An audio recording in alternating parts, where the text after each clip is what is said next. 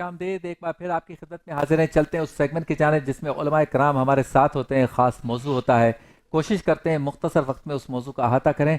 Segment का नाम है आलिम टाइम।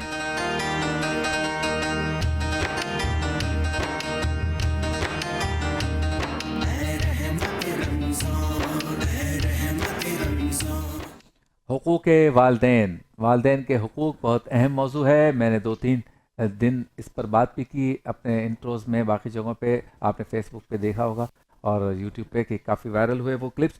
बहुत अहम मामला है और हम इसे कहें कि ये हसास भी है, तो इसलिए जो है वो गलत ना होगा कि आजकल वालदैन के हुकूक़ के बारे में या उनके मामलात पर हम सीरियस नहीं लेते। हालांकि जिनके वालदैन हयात हैं वो बड़े खुशकिस्मत हैं कि उनके वालिदैन उनके सामने मौजूद हैं। ये उनसे पूछे जिनके वालिदैन इस दुनिया से चले गए कि कमी कैसे महसूस होती है और उनके हुकूक ना अदा करने की वजह से अब दोबारा वक्त पलट कर नहीं आ सकता कि फिर वालिदैन दुनिया में आ जाएं और अगर हुकूक पहले अदा नहीं किए तो अब कर दें। लिहाजा हुकूक के वालिदैन एक अहम सब्जेक्ट है। मुफ्ती गुलाम दस्तगीर साहब आपके हमारे हम सब के मोहतरम मौजूद हैं। अस्सलाम वालेकुम साहब, बहुत शुक्रिया आप तशरीफ़ लाए। इनके साथ मौजूद है, बहुत ही हमसे मोहब्बत और शफ़क़त करते हैं, डॉक्टर जवाद हैदर हाशमी साहब, आपका भी शुक्रिया आप तशरीफ़ लाए। अच्छा डॉक्टर साहब, आपसे शुरू करते हैं, कितनी ज़्यादा अहमियत है वालिदैन के हुकूक़ के हवाले से, स्पेशली हमारे अतराफ़ बाकी जो लोग रहते हैं उनके हुकूक़ के मुकाबले में? बिस्मिल्लाहिर्रहमानिर्रहीम। इंतहाई अहम मौजू है वालिदैन के हुकूक़ और वालिदैन के साथ हमारा बर्ताव कैसा होना चाहिए, इस हवाले से हम गुफ्तगू कर रहे हैं। देखिए, इसकी अहमियत के हवाले से आपने पूछा है। अगर हम कुरान करीम के अंदर अल्लाह रब्बुल इज़्ज़त के फ़रामीन को अगर देखें तो अल्लाह ताला ने तौहीद के बयान के बाद वालिदैन के हुकूक़ अदा करने का, वालिदैन के ऊपर एहसान करने का हुक्म दिया है। अल्लाह ताला का इरशाद है कि वअब्दुल्लाह वला तुश्रिकू बिही शैआ, अल्लाह रब्बुल इज़्ज़त की इबादत करो और उसके साथ किसी को शरीक न ठहराओ। वबिल वालिदैन एहसाना, तौहीद के बयान के फ़ौरन बाद इरशाद फरमा रहा है कि अपने वालिदैन के साथ एहसान कर लो। और ये सिर्फ एक आयत करीमा में नहीं, कई मकामात पर अल्लाह ताला ने जो है तौहीद के बयान के फ़ौरन बाद जो है वालिदैन के ऊपर एहसान का हुक्म दिया। जैसे बनी इसराइल के हवाले से भी अल्लाह ताला का फरमान है कि वइज़ अख़ज़ना मीसाक़ बनी इसराइल ला तअबुदूना इल्लल्लाह वबिल वालिदैन एहसाना। बनी इसराइल को भी यही हुक्म था कि अल्लाह रब्बुल इज़्ज़त के साथ किसी को शरीक न ठहराएं, सिर्फ उसी की इबादत कर लें और फिर वालिदैन के ऊपर एहसान करने का हुक्म है। यानी तौहीद के बयान के बाद वालिदैन के ऊपर एहसान करने का यहाँ पर हुक्म। अच्छा, इसी तरह अगर आप एक और आयत करीमा में देखें, वक़ज़ा रब्बुका अल्ला तअबुदू इल्ला इय्याह वबिल वालिदैन एहसाना, और आपके रब ने यह फ़ैसला किया है कि उसके सिवा किसी और की बंदगी ना करें और अपने वालिदैन के ऊपर एहसान कर लें। देखें, कुरान करीम के अंदर ये तो आप जानते हैं ना कि इस्लामी तालीमात में जहाँ ईमानियात के हवाले से, बाकी फ़राइज़ के हवाले से जो सबसे अहम तरीन चीज़ है वो अल्लाह रब्बुल इज़्ज़त की इबादत, अल्लाह रब्बुल इज़्ज़त की तौहीद है। तौहीद से बढ़कर कोई और चीज़ नहीं है। तौहीद के बाद अल्लाह ताला हुक्म के एतबार से बंदों को जो चीज़ समझा रहा है यहाँ पर वो क्या है, वालिदैन के ऊपर एहसान है। तो इसी से हमें इसकी अहमियत का अंदाज़ा होना चाहिए कि अल्लाह ताला ये चाहता है कि हम अपने वालिदैन के साथ एहसान का बर्ताव करें, क्योंकि इस दुनिया के अंदर अल्लाह रब्बुल इज़्ज़त ने जो हमें खल्क़ फरमाया तो उस खिलकत का वास्ता हमारा वालिदैन करार पाए। ठीक है, वालिदैन के ज़रिए हम इस दुनिया के अंदर आए। वालिदैन अगर हैं तो उन्हीं की वजह से आज हम मौजूद हैं। वालिदैन अगर खुदा न खास्ता न होते तो हमारा वजूद भी ना होता। हमारा वजूद उनके मरहून मिन्नत है। हमारा इस दुनिया में आना और इसके बाद हमारा इस दुनिया में पलना बढ़ना, हमारा नशो नुमा पाना, आज हम अगर बड़े हो गए तो वालिदैन ने हमारी तरबियत की, वालिदैन ने हमारी किफ़ालत की, तभी तो पले बड़े और आज इस मंजिल पर पहुँच गए। तो लिहाजा वालिदैन के जो हुकूक़ हैं औलाद के ऊपर वो बहुत ही ज़्यादा है। इस हवाले से जो फरमाया गया है कि एहसान कर लें उनके साथ, बार बार एहसान का हुक्म आया ना। एहसान के हवाले से आप सल्लल्लाहु अलैहि वसल्लम से पूछा गया कि या रसूलल्लाह एहसान क्या है, तो रिवायत में है कि आपने इरशाद फरमाया कि एहसान उनके साथ ये है कि उनके साथ अच्छा बर्ताव कर लें।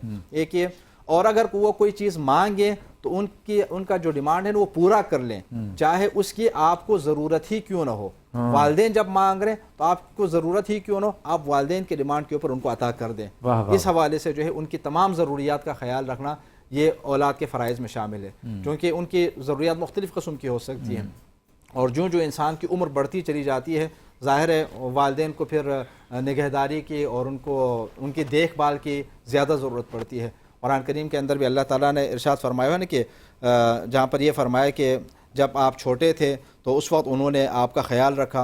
वक़ज़ा रब्बुका अल्ला तअबुदू इल्ला इय्याह वबिल वालिदैन एहसाना, پھر اس کے بعد ارشاد فرمایا اما یبلغن عندک الکبر احدہما او کلاہما فلا تقل لہما اف ولا تنہرہما. اللہ. ٹھیک ہے کہ اگر وہ بڑھاپے کی منزل تک پہنچ جائے ان دونوں میں سے ایک یا دونوں, تو اس وقت ان کے سامنے اف تک نہ کہنا اور ان کو جھڑکنا نہیں. جھڑکنا کہتے ہیں مثلا ہاتھ کے اشارے سے جو ہے آپ ناگواری کا اظہار کریں, جھڑکنا تک نہیں. اور ان کے ساتھ جب بات کر لیں تو قول کریم کے ساتھ بات کر لیں, اچھے انداز میں آپ ان کے ساتھ بات کر لیں. واخفض لہما جناح الذل من الرحمہ, پھر اپنے احترام کا پر ان کے سامنے بچھا کر رکھ لیں. یعنی اس حد تک ان کا احترام کرنے کا اللہ رب العزت نے یہاں پر حکم دیا. تو ظاہر ہے ان کی عمر جب بڑھتی چلی جاتی ہے تو زیادہ انسان کا مزاج بھی جو ہے تبدیل ہوتا چلا جاتا ہے نا. جب تک وہ جوان ہے ظاہر ہے اس وقت تک تو بچے اف کیا کہیں گے, اف اگر کہیں تو پھر بچوں کی شامت آ جائے. لیکن جب ان کی عمر بڑھ جاتی ہے, بچے جوان ہو جاتے ہیں, تو پھر ظاہر ہے ایسا مرحلہ آ جاتا ہے کہ اللہ رب العزت نے اس عمر کے حصے کے حوالے سے خصوصی طور پر فرمایا کہ اس وقت اف تک نہ کہنا.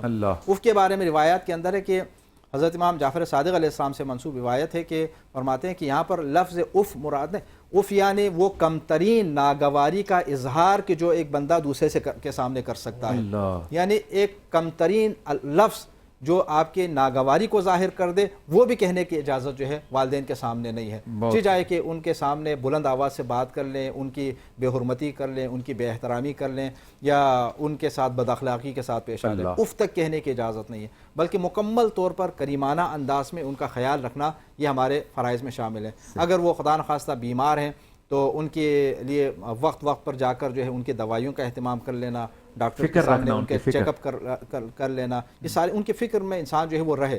ٹھیک ہے, ان کے ذریعے ہم آج یہ ساری نعمتیں حاصل کر رہے ہیں, اور انہی کی وجہ سے انہوں نے ہماری خاطر کتنی زحمتیں برداشت کی. تو جب ہم جوان ہو گئے, ہم بڑے ہو گئے, تو ہمارے فرائض میں شامل ہے کہ ہم ان کا خیال رکھیں, اور یہ ایسا اگر کریں گے تو اللہ رب العزت انشاءاللہ ہمارے اوپر رحمت فرمائے گا. کیا بات ہے. اچھا مفتی صاحب, احادیث میں بھی بہت کچھ آیا والدین کے حوالے سے, واقعات بھی ذکر کیے, سرکار کی روایات بھی موجود ہیں, اس حوالے سے ذرا کچھ بتائیے. بسم اللہ الرحمن الرحیم. اہدنا الصراط المستقیم. صدق اللہ العظیم.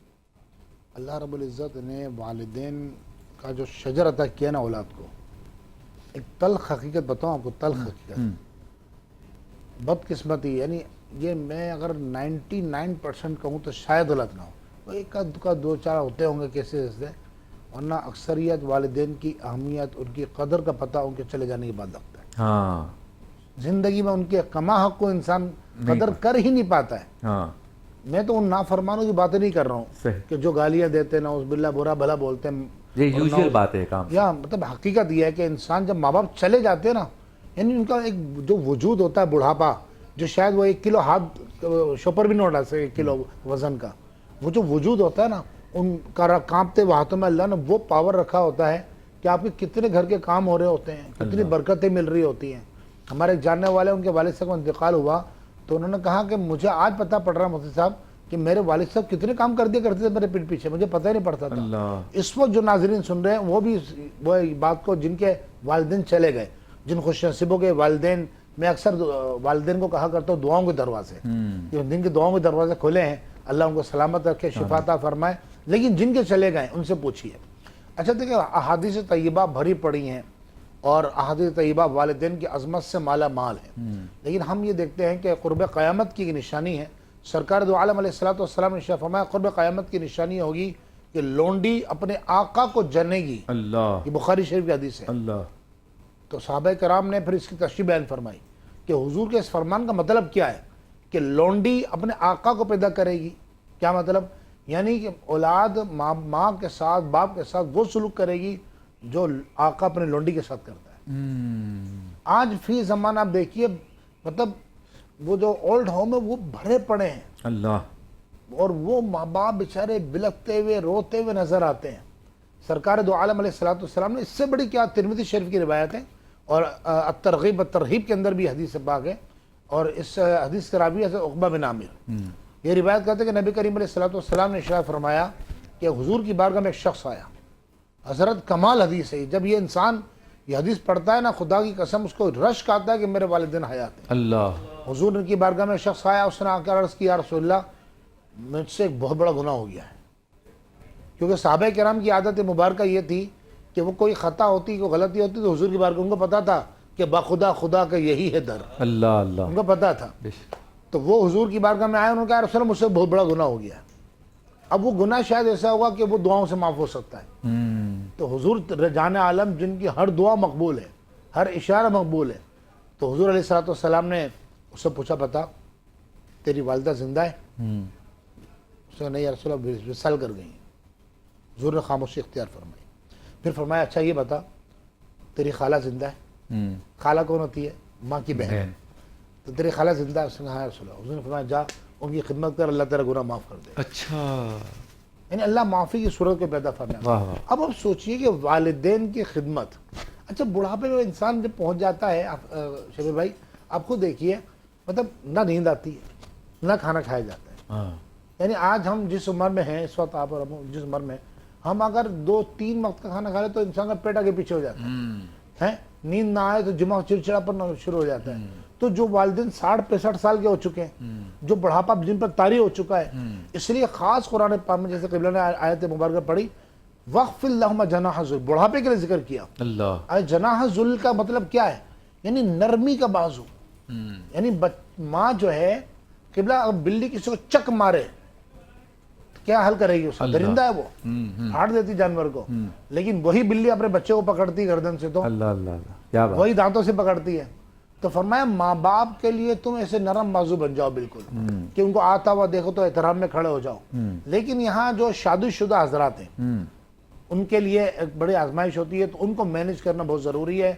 ماں باپ کا احترام اپنی جگہ ہے, بیوی کے حقوق اپنی جگہ ہے. کبھی انشاءاللہ میاں بیوی کے حقوق پر بات ہوگی تو انشاءاللہ اس حوالے سے گفتگو کریں. اچھا ڈاکٹر صاحب, اولاد جب یہ کہتی ہے کہ ہمارے والدین نے ہمارے لیے کیا ہی کیا ہے, اور پھر وہ گنوانا شروع کرتے ہیں کہ فلاں کو دیکھو اس کے والدین نے اس کے لیے کیا کیا, ابو نے ان کو جو گاڑی بھی دی ہوئی ہے اور ایک کاروبار بھی سیٹ کر کے دیا, ہم وہاں کے وہیں پر ہیں, آپ لوگوں نے کچھ کیا ہی نہیں, اور امی آپ ہر چیز میں ٹوکتی رہتی ہیں, آپ نے میرے لیے کیا کیا ہے. تو ایسے بچوں کے بارے میں کوئی ترغیبی جملے, اور جو وہ گستاخی کرتے ہیں اس کی کوئی وعید یا ان کو کوئی ترغیب مل جائے. یہ بھی بالکل ایسی اولاد بھی ہیں معاشرے کے اندر, ایسے بچے بھی ہیں کہ جو والدین کے احسان کو دیکھتے نہیں ہیں, فراموش کر دیتے ہیں. وہ یہ سمجھتے ہیں کہ جو کچھ ان کے پاس ہے وہ کہیں اور سے ہیں. ٹھیک ہے, اصل میں ان کے پاس اگر نعمتیں ہیں, ان کے پاس صحت اگر ہے, ان سب کا وسیلہ اور ذریعہ جو ہے وہ والدین بنے ہیں.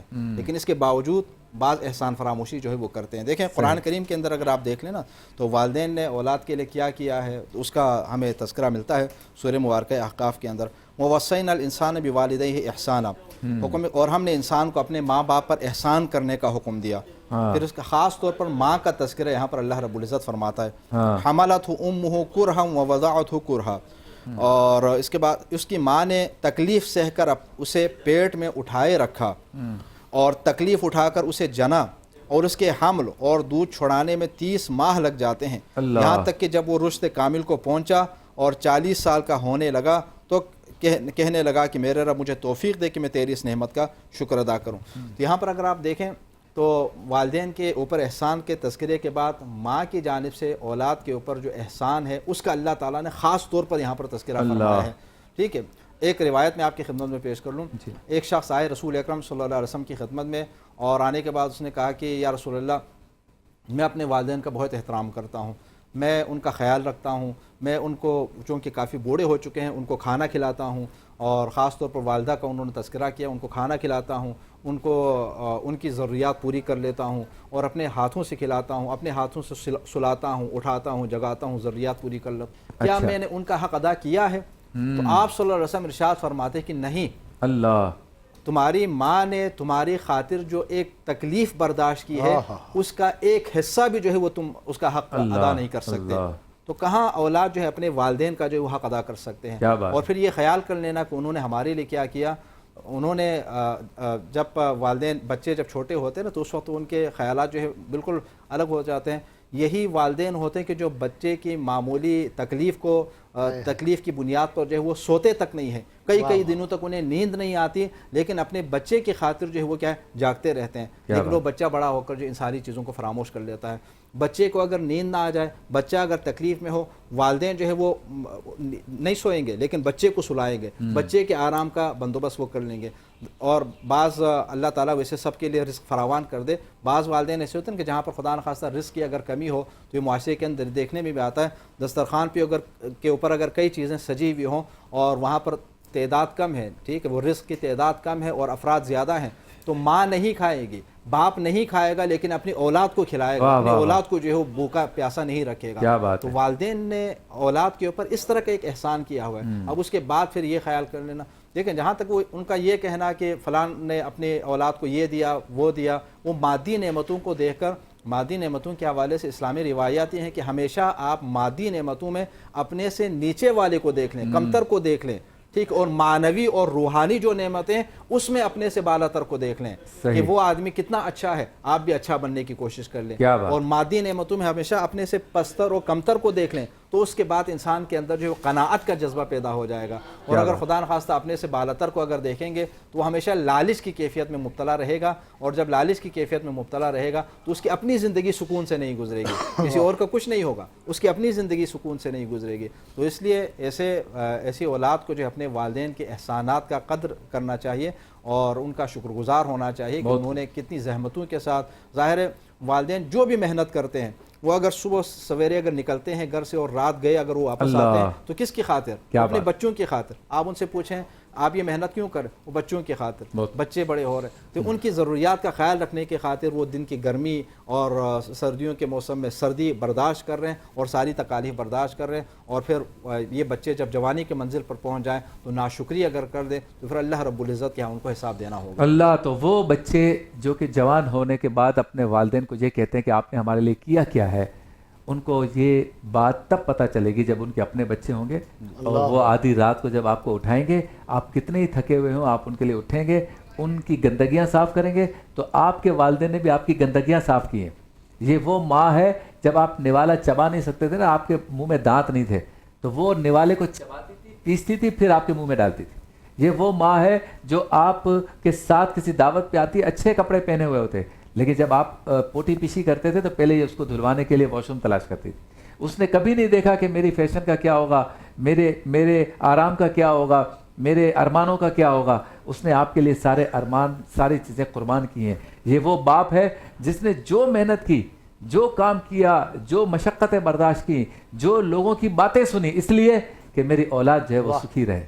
اور آج اولاد کیا کر رہی ہے, ان کو اولڈ ایج ہومز میں داخل کروا دیتی ہے اور کہتی ہے اب ہم کیا کریں, وہ آپ کو سنبھالیں گے, ماں میرے گھر میں بیٹھی ہوئی ہے, میرے اوپر بوجھ ہے, باپ میرے اوپر بوجھ ہے, میں آپ لوگوں کو نہیں سنبھال سکتا, آپ کو میں وہاں داخل کروا رہا ہوں. حقوق والدین کے موضوع پہ گفتگو ہو رہی ہے. اچھا مفتی صاحب یہ بتائیں, بدتمیزی کرنا, والدین کے ساتھ بدتمیزی کرنا, ورڈز یوز کرنا اور کرتے رہنا, ایسا نہیں کہ کبھی کبھی ایسا ہوا, اتنی حقارت کے گھر میں آئے تو غصہ ماں پہ نکالا, باپ پہ نکالا, اور کوئی اور مسئلہ جو باہر سے لے کے آئے تو سارے کی سارا نزلہ جو ہے نا ماں باپ پہ, پھر کھانے میں نمک کا مسئلہ ہو یا ٹی وی نہیں دیکھنے دیتے یا فلاں. اس میں جو جملے ادا کیے جا رہے ہیں وہ ایسے کیے جا رہے ہیں کہ لگے ہی نہ کہ یہ اولاد اپنے والدین سے بات کر رہی ہے. ایسی اولاد کے لیے کیا وعید ہے؟ اللہ رب العالمین ایسے اولاد کو ہدایت عطا فرمائے, کیونکہ وہ صرف اور صرف اپنے لیے جہنم کا سامان کر رہی ہے. دیکھیے شرعی مسئلہ یہ ہے کہ کسی بھی کافر کی تعظیم کرنا جائز نہیں ہے, لیکن اگر والدین کافر ہونا تو ان کی بھی تعظیم کرنے کا حکم دیا گیا, ان کا کہنا ماننے کا حکم دیا گیا. اور قرآن مجید فرقان حمید میں فرمایا وَإِن جَاهَدَاكَ عَلَىٰ أَن تُشْرِكَ بِي مَا لَيْسَ لَكَ بِهِ عِلْمٌ فَلَا تُطِعْهُمَا. فرمایا صرف ایک چیز میں ان کی نافرمانی کرنی, کب؟ جب وہ اللہ کی نافرمانی کہیں. اچھا, اس کے علاوہ ان کا حکم بجا لانا واجب ہے. اور سرکار دو عالم علیہ السلام حضرت عبداللہ ابن عمر کی روایت ہے, حضرت عبداللہ ابن عمر فرماتے ہیں کہ قیامت کے دن اللہ تعالیٰ 3 لوگوں کی طرف نظر رحمت نہیں فرمائے گا. اچھا, اور دیکھنا تک گوارا نہیں فرمائے گا, اور یہ نسائی شریف کی حدیث مبارکہ ہیں. تو عبداللہ ابن عمر کہتے ہیں رسول اللہ نے فرمایا کہ 3 لوگ ایسے ہوں گے جن کی طرف اللہ دیکھنا تک گوارا نہیں کرے گا. ایک تو عادی شرابی, دوسرا زانی, اور تیسرا وہ شخص جس نے والدین کے ساتھ بدسلوکی کی. اللہ اللہ. تو یہ قیامت کا دن تو وہ سب اللہ کی رحمت کو تکرے ہوں گے, اور یہ ماں باپ سے بدتمیزی کرنے والا. لیکن سوال پیدا یہ ہوتا ہے کہ یہ والدین کے ساتھ انسان، حالانکہ سب یہ باتیں جو سن رہے ہیں نا، جو اس وقت بدتمیز بچے سن رہے ہوں گے، وہ بھی یہ بات سمجھتے ہیں کہ والدین کا مقام ہے، مرتبہ ہے. اس کی وجہ کیا ہے؟ کیونکہ بنیادی وجہ ہے نا جو مجھے نظر آتی ہے، وہ ہے تعلیم کی کمی.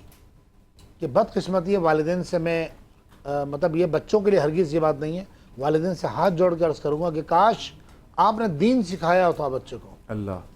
آپ نے یہ سکھایا ہوتا کہ اللہ رب العالمین نے حکم کیا دیا ہے کہ ماں باپ کے سامنے جب ماں باپ آئے تو تم بچ جاؤ ان کے آگے. ان کے سامنے حضور نے فرمایا ایسے بات کرو جیسے ایک غلام اپنے آقا سے بات کرتا ہے. اگر یہ بڑھایا ہوتا، انہوں نے بتایا ہوتا کہ دین کیا ہے. میں اکثر یہ کہا کرتا ہوں کہ اگر آپ چاہتے ہیں، اور ہر والدین چاہتے ہیں اللہ سب کے بچوں کو نیک بنائے، ہمارے بچوں کو بھی نیک بنائے، تو والدین یہ چاہتے ہیں، اور اگر آپ چاہتے ہیں کہ آپ کے بچے نیک ہوں، آپ کے فرما بردار ہوں، تو آپ پہلے انہیں اللہ اور اس کے رسول کا فرما بردار بنائیں. واہ واہ واہ. وہ یہی طریقہ ہے. دوسری بات یہ کہ والدین سے میں یہ درخواست کروں گا کہ اپنے بچوں کی اسلامی تربیت کریں. انہیں بتائیں کہ ماں باپ، کیونکہ بچہ دیکھیں، بچہ اکثر بزرگوں نے کہا ہے کہ بچہ ایک کورا کاغذ ہے. آپ جو اس پہ تحریر لکھ دیں گے نا وہ مٹے گی نہیں، وہ لکھ دی گئی. اسی طرح اس کو بتایا ہوتا کہ بھائی بیٹا ماں باپ کے مقام کیا ہے، وہ باہر جاتا ہے، وہ اس کو ہم نے کیا کرتے ہیں، ماں باپ کیا کرتے ہیں بدقسمتی سے کہ جب وہ بچہ کھانا نہیں کھا رہا، چھوٹا سا ہوتا ہے، تو اس کو موبائل پکڑا دیتے ہیں، موبائل سامنے رکھ دیا، اب ماں اس کو سیریلک وغیرہ کچھ بھی چمچ سے کھلا رہی ہے. اب وہ 6 مہینے 8 مہینے یہ سلسلہ چلتا ہے، اور اس کے بعد نتیجہ کیا ہوتا ہے؟ نتیجہ یہ ہوتا ہے کہ بچے کو والدین تو بعد میں آتے ہیں، اب اس میں بدتمیزی بھی سکھائی جاتی ہے، صحیح. ماں باپ کا مذاق اڑانا بھی سکھایا جاتا ہے، ایسے جملے سکھائے جاتے ہیں، باپ کا مذاق اڑانا، باپ کا مذاق، والدین کا مذاق. تو یہ حدیث پاک میں فرمایا کہ حضور نے، حدیث صحیح بخاری مسلم کی حدیث ہے، حضور علیہ الصلوۃ والسلام ایک مرتبہ ممبر پر تشریف فرما ہوئے اور پھر پہلی سیڑھی پر قدم مبارک رکھا، فرمایا رغم انف، قال رغم انف ثم رغم انف ثم رغم انف. تو صحابہ نے پوچھا رسول اللہ یہ کیا معاملہ ہے اور یہ جملے کیا ہیں؟ حضور علیہ السلام نے فرمایا جبریل میرے پاس آئے، جب میں پہلی سیڑھی پہ میں نے قدم رکھا ممبر کی، تو میں نے کہا رغم انف، اس کی ناک خاک آلود ہو جائے. اچھا. جان عالم، سرور عالم، سرکار دو عالم علیہ الصلوۃ والسلام فرما رہے ہیں، بد دعا دے رہے ہیں حضور، فرمایا رغم انف، اس کی ناک خاک آلود ہو. تو جبریل نے اس پہ آمین کہا. اللہ. تو یا رسول اللہ کس چیز پہ آمین کہا؟ میں نے کہا اس کی ناک خاک آلود ہو کہ جس کو والدین بڑھاپے میں ملیں، یعنی ان کو بڑھاپا دیکھے والدین کا، اور ان کی خدمت کر کے جنت میں داخل نہ ہو. اللہ اللہ.